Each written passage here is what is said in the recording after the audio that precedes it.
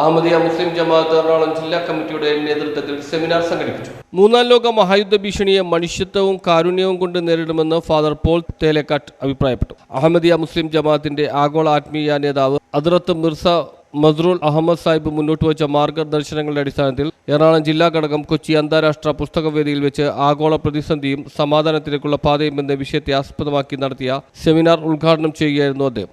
വൈരവും വെറുപ്പും നിങ്ങളുടെ ഹൃദയത്തിൽ ഉണ്ടാകരുത്. അതുണ്ടാകുമ്പോൾ തമ്മിലടിയും യുദ്ധങ്ങളും ഉണ്ടാകും. യുദ്ധം പഴയ കഥയല്ല. ഇനി ഒരു യുദ്ധമുണ്ടായാൽ ജയിക്കുന്നവരും തോറ്റവരും ഉണ്ടാകില്ല, എല്ലാവരും നാമാവശേഷമാകും. ഇത് ഞാൻ പറയുന്നത് അദ്ദേഹത്തിന് വേണ്ടിയും അഹമ്മദിയ മുസ്ലിം ജമാഅത്തിന് വേണ്ടിയും അവരെ സ്നേഹപൂർവ്വം അനുസ്മരിച്ച് അവരെ ശ്ലാഘിച്ചുകൊണ്ടും പറയുന്നത് അന്താരാഷ്ട്ര പുസ്തകോത്സവത്തിലാണ്. ആ പ്രതിസന്ധി നമ്മുടെ ജീവനെയും അപഹരിക്കും എന്ന ബോധവും തിരിച്ചറിവും നമുക്കുണ്ടാകണം എന്ന വളരെ ലളിതമായ ഒരു സന്ദേശമാണ് ഈ സമൂഹം ഇന്നത്തെ ലോകത്തിന് ശാന്തമായി സമാധാനപൂർവമായി.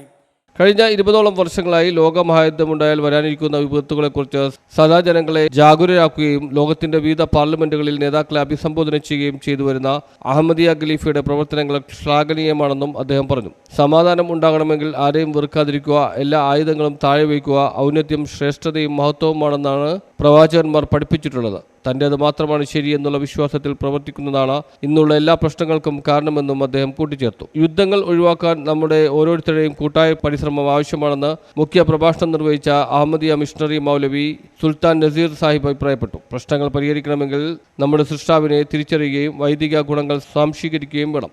ദൈവം അയക്കുന്ന പ്രവാചകന്മാരെ അംഗീകരിച്ച് ആദരിച്ചെങ്കിൽ മാത്രമേ സങ്കുചിത ചിന്ത ഒഴിവാകുകയുള്ളൂ. ലോകത്ത് നീതി നടപ്പിലാക്കിയെങ്കിൽ മാത്രമേ സമാധാനം കൈവരികയുള്ളൂ. 62 ദശലക്ഷം ആളുകളാണ് രണ്ടാം ലോക മഹായുദ്ധത്തിൽ കൊല്ലപ്പെട്ടത്. യുദ്ധത്തിൽ ഏർപ്പെടുന്നവർക്ക് ആയുധങ്ങൾ നൽകുന്നത് വൻ ശക്തികളായ രാജ്യങ്ങളാണ്.